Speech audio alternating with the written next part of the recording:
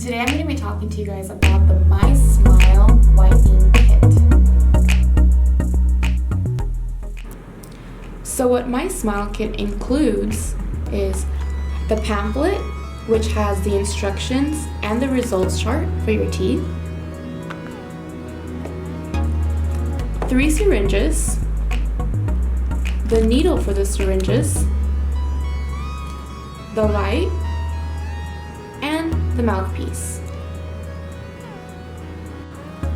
Once you're done brushing your teeth and rinsing the mouthpiece, what you're going to do is attach the rubber mouthpiece into the LED light.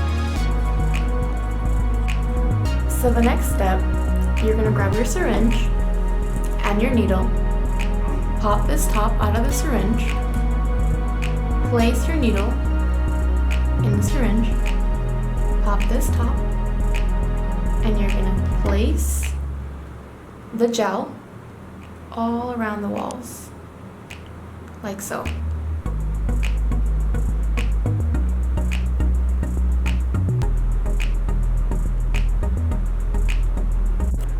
After putting the gel on the mouthpiece, you're going to place the mouthpiece in your mouth and turn on the LED light and wait for 10 minutes. Alright!